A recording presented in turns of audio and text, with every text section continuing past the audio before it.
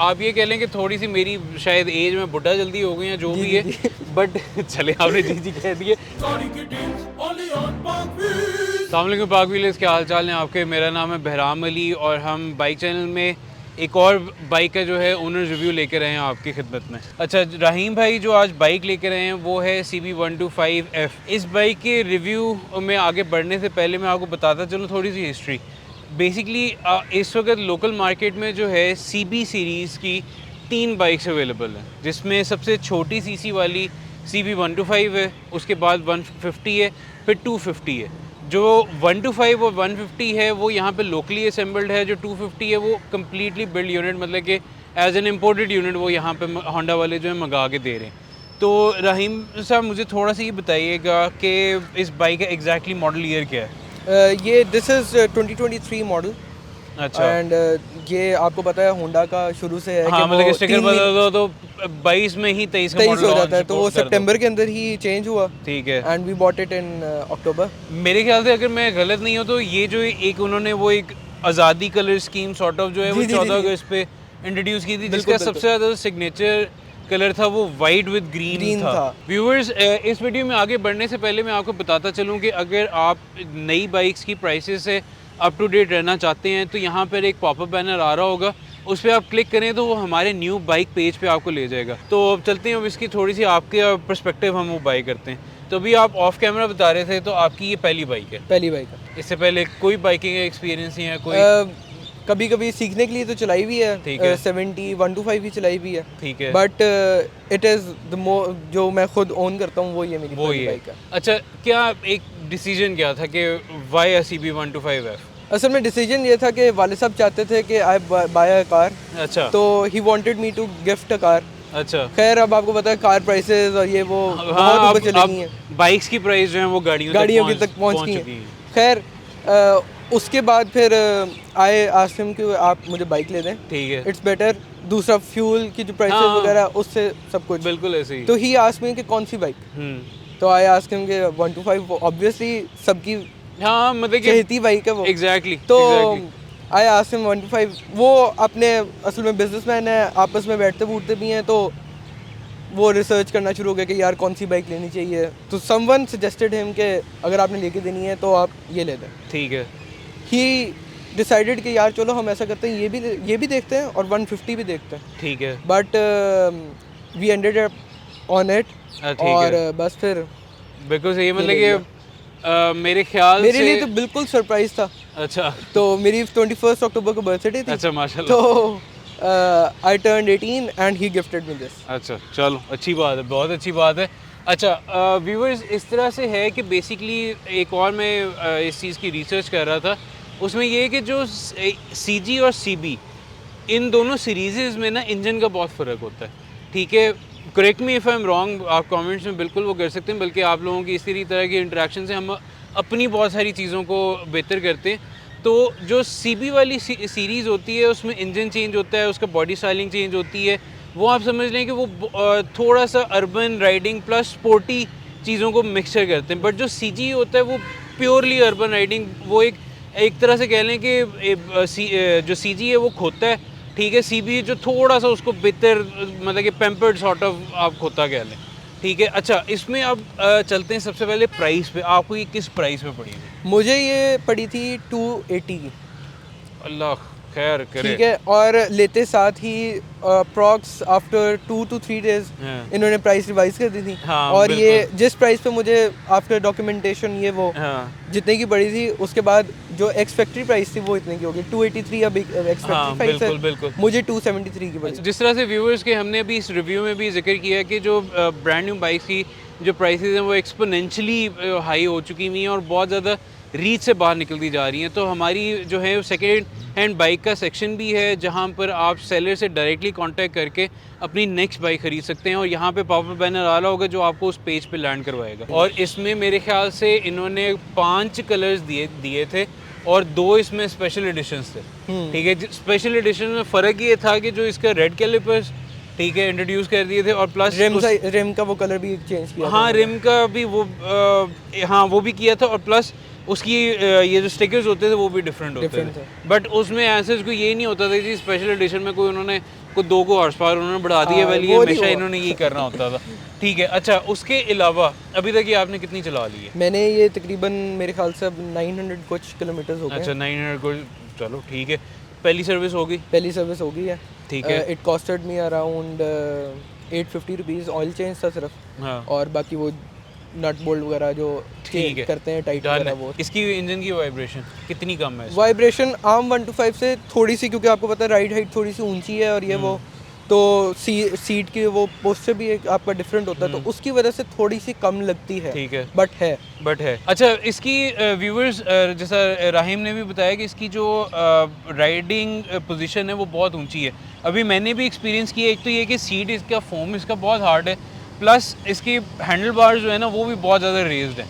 ठीक है, और हैंडल बार्स के जो ऊपर सेल्फ स्टार्ट और जो लेफ़्ट साइड पे ग्रिप की क्वालिटी है ना वो भी बस ठीक है, मतलब कि बहुत कोई एक्सेप्शनल नहीं है। मुझे ये डिलक्स में लास्ट टाइम भी ये थोड़ा सा एक तरह से कह लें कि मेरे लिए वो नेगेटिव पॉइंट था कि एक सिंपल सीजी को इन्होंने काफ़ी लो रखा हुआ है। इसको आप इसको बहुत ज़्यादा इन्होंने रेस कर दिया, और इस दफ़ा तो मुझे लगता है इसमें और ज़्यादा इन्होंने उठा दिया, क्योंकि सीट बिल्कुल भी, जैसे अब देखें बाकी बाइक्स जो कंपटीशन के अंदर बाइक्स हैं, आपके पास यामाहा आ जाती है, इन्हीं की अपनी 150 है। हाँ। तो उसकी जो राइडर है उसकी जो सीट है ना, हाँ। वो काफ़ी उन्होंने एक अच्छी सी है, और उसकी फोमिंग बहुत अच्छी है। सही है। इसकी फोम का ये है कि ये बहुत ही हार्ड है, और अगर आप लाइक जिस तरह मैं रोज़ाना तकरीबन 50 किलोमीटर्स बाइक चला रहा हूँ, तो उसके हिसाब से बाइक आप बैठ के ना थक जाते हो। क्योंकि जहाँ तक अभी थोड़ा सा मैंने भी इस वीडियो बनाने से पहले इसको एक्सपीरियंस किया था, जब आप एक दफ़ा यामाहा के प्रोडक्ट्स और सुजुकी के जो जीडी और जीएस प्रोडक्ट्स पे बैठ जाए ना,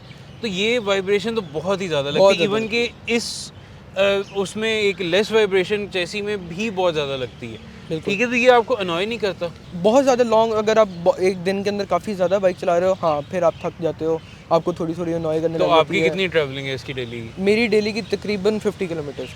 50 किलोमीटर्स में आपको अनॉय नहीं कर रही? नहीं, इतना नहीं कर रही मुझे, अच्छा, क्योंकि वो इतना नहीं बीच में कर ब्रेक्स भी आ जाते हैं। ठीक है। जैसे अब मैंने सुबह जाना है, कॉलेज जाना है, कॉलेज जाके खड़ी होगी, फिर मैंने तकरीबन वहाँ से फिर मैंने वापस निकलना है, ठीक है। फिर मैंने एकेडमी जाना है, तो वो उसके बीच में जो आता है ना, वो आपकी शॉर्ट राइड्स होती हैं, बट वो 50 किलोमीटर्स हो जाते हैं। बिल्कुल ठीक है, क्योंकि आप ये कह लें कि थोड़ी सी मेरी शायद एज में बुढ़ा जल्दी हो गई है जो भी है, बट चले आपने जी जी कह दिए, मान लेते हैं। अच्छा, उसमें मुझे मेरा अब ये है कि मुझे एक चीज़ जो है ना वो सुकून वाली चाहिए, बट मुझे भी आई एग्री कि जब मैं एक वो 125 की जो एक आवाज़ थी वो पहले बहुत अच्छा लगा करती थी, चलाते भी थे, सब कुछ था, वाइब्रेशन को भी इग्नोर करते थे, सब कुछ करते थे, बट एक मार्केट में जब रिफाइंड प्रोडक्ट्स आए हैं ना, तो वो फिर पता चलता है कि यार ये चीज़ बेहतर हो सकती है, बट ये करते नहीं है। असल में ना वो एक परसेप्शन बना हुआ है ना सबका कि जी 125 है तो उसके साइलेंसर की अच्छी सी आवाज़ होनी चाहिए, और ये तो वो बस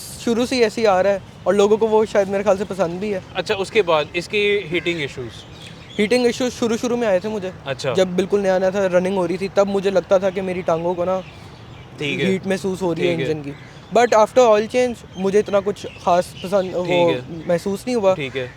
मौसम भी अब सेट हो गया, अब ज़रा थोड़ा ठंडा मौसम है तो अब फील नहीं होता। ठीक है, मगर हाँ, आगे गर्मियों में जब एक्सपीरियंस करेंगे तब पता चलेगा। क्योंकि मैंने भी जो लास्ट जो आपके यूरो 2 वाले जो इन्होंने जब इंजन इंट्रोड्यूस करवाए थे उस वक्त मैंने भी रखा था, तो मेरा मेजरली जो एक वो कंसर्न था उसको रिप्लेस करने का वो यही था, आप रश में फंसे हुए हैं तो हीट की वजह से बंद हो जाता था। ठीक है, वाइब्रेशन और उसके अलावा आवाज़, ये चीज़ें ना बाय द टाइम हम 2022 में आ चुके हैं, इन चीज़ों को रिजॉल्व कर लेना चाहिए अब तक, क्योंकि कंज्यूमर जो है वो आपकी अगर एक चीज़ ख़रीद रहा है, ठीक है, तो उसको उसकी वैल्यू फॉर मनी भी दो और उसमें इम्प्रूवमेंट लेकर आओ, उसमें कोई इनोवेशन लेकर आओ। उसके बाद नेक्स्ट उस पर चलते हैं, इसकी स्टाइलिंग के बारे में क्या आप स्टाइलिंग वगैरह सबसे अच्छी बात यह है कि प्लास्टिक पार्ट्स बहुत कम यूज़ हैं। अच्छा, जैसे 150 के अंदर होता है ना कि आपको फेयरिंग मिली होती है, हाँ, टैंकी के ऊपर, बिल्कुल ऐसे ही है, मतलब कि वो थोड़ा सा और बल्की हो जाता है, मगर इसके ऊपर ये है कि ज़रा थोड़ा सा मेटल पार्ट्स यूज़ हुए हैं, जिसकी वजह से बाइक की कि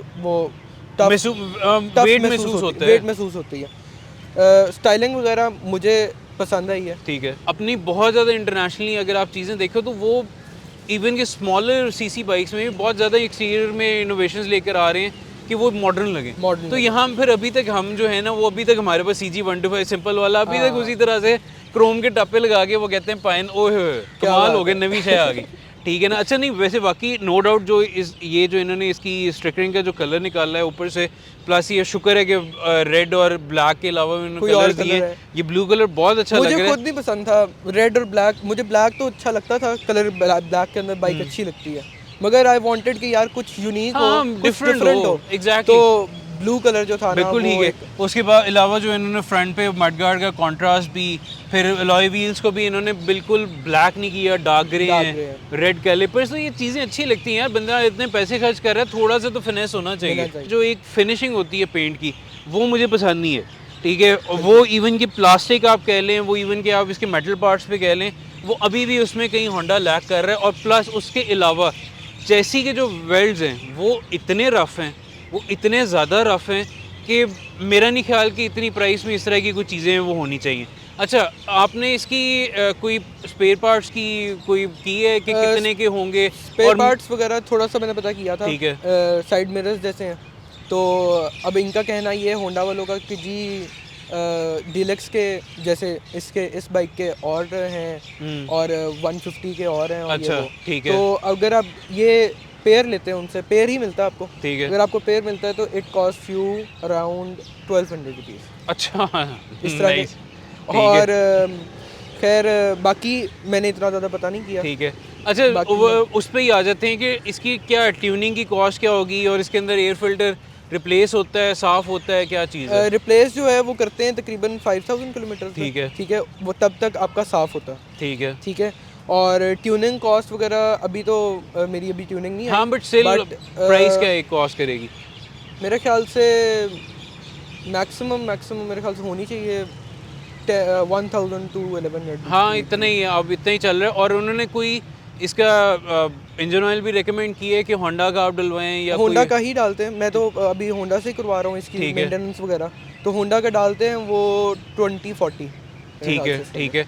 और कोई वारंटी का क्या टाइम इन्होंने बताया हुआ है? वारंटी इसकी मेरे ख्याल से इन्होंने 2 साल की है। ठीक है। और उसके अंदर आपको फ्री वो मिलते हैं लेबर चार्जेस के। हाँ, वो तो उनका एक टोकन वो चल रहे होते हैं, बट ठीक है, अच्छी बात है। अच्छा रहीम, लास्टली मुझे ये बताइएगा कि अगर आपके पास दोबारा से ये चॉइस हो, यही पैसे हो आपके पास, तो आप कुछ और अपना डिसीजन चेंज करना चाहोगे या नहीं?